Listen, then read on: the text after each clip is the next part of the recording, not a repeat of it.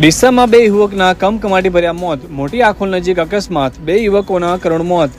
ડીસા નજીક ધાનેરા હાઈવે પર Rajeshwari cold storage પાસે રાત્રિના સમયે ભયાનક માર્ગ અકસ્માત સર્જાયો હતો, જેમાં બે યુવકોના ઘટના સ્થળે જ મોત નીપજ્યા હતા. મૃત્યુ પામનાર યુવક બાદરસિંહ દરબાર અને જગદીશ પરમાર નામના બે યુવકો લગ્ન પ્રસંગમાંથી બાઇક પર ઘરે પરત ફરી રહ્યા હતા.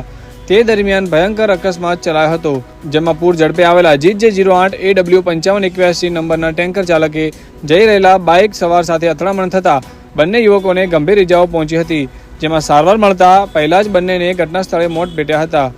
અકસ્માત બાદ ટેન્કર ચાલક પોતાનું વાહન છોડીને ફરાર થઈ ગયો હતો. ઘટનાની જાણ થતાં સ્થાનિકો અને પરિવારજનો તાત્કાલિક સ્થળ પર દોડી આવ્યા હતા, પણ ત્યાં સુધીમાં બંને યુવકોના નિધન થઈ ગયા હતા. ઘટના સ્થળેથી બંને યુવકોના મૃતદેહ પોસ્ટમોર્ટમ માટે ડીસા સિવિલ હોસ્પિટલ ખાતે ખસેડવામાં આવ્યા હતા, જેમાં પોલીસે ગુનો નોંધી ટેન્કર ચાલકની શોધખોળ શરૂ કરીને આગળની કાયદેસરની કાર્યવાહી હાથ ધરવામાં આવી હતી. આ બાજુ સમગ્ર વિસ્તારમાં શોકની લાગણી પ્રસરી ગઈ હતી.